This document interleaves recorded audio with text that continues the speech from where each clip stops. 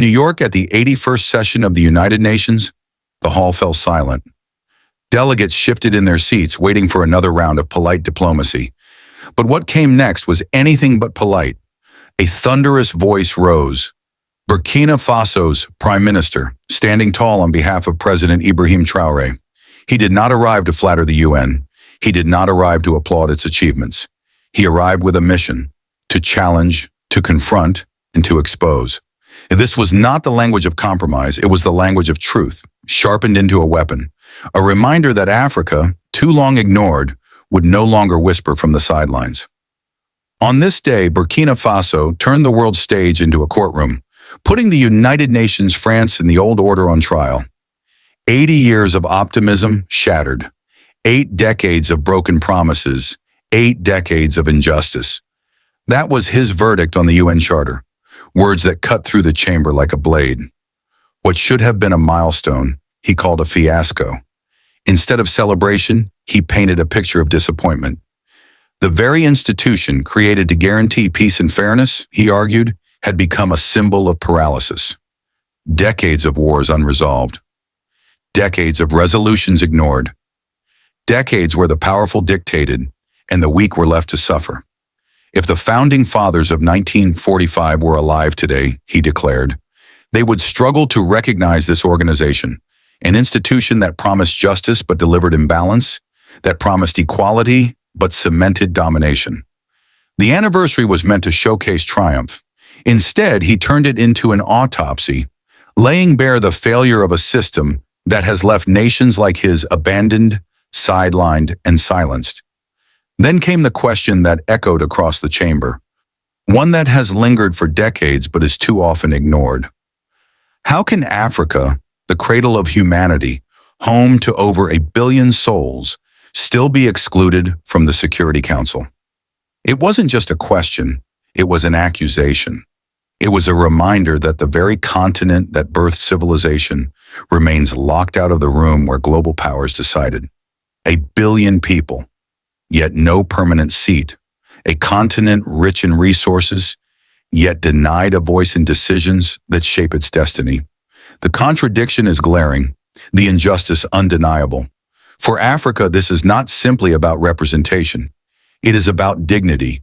It is about fairness. It is about ending the silence imposed by structures designed in 1945 that no longer reflect today's world. His words cut like a blade through the diplomatic air, challenging every delegate to face the truth. A United Nations that excludes Africa from its highest council cannot call itself united.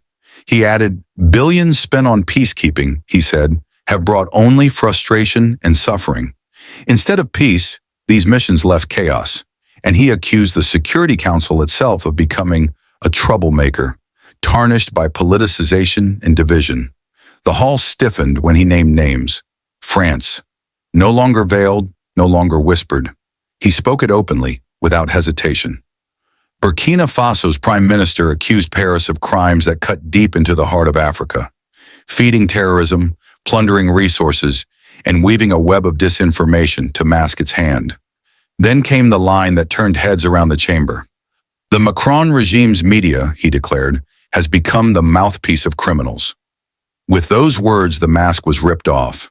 What many Africans have long suspected, he said aloud before the world, that terrorism in the Sahel is not only a local tragedy, but a geopolitical game, fueled and manipulated by foreign powers hungry for control. He painted France not as a protector, but as an accomplice. Not as a partner, but as a predator.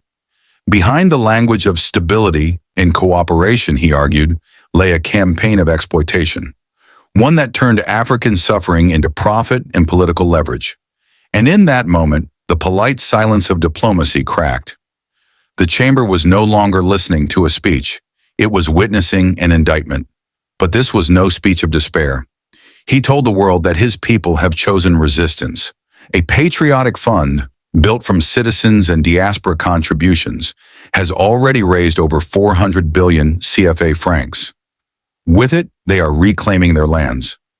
72% of Burkina Faso's territory recovered. Displaced families returning home. Schools reopening. A nation rising from the ashes of war. He reminded the assembly of Sankara, Lumumba, Nkrumah. A new generation, he said, is taking up their fight.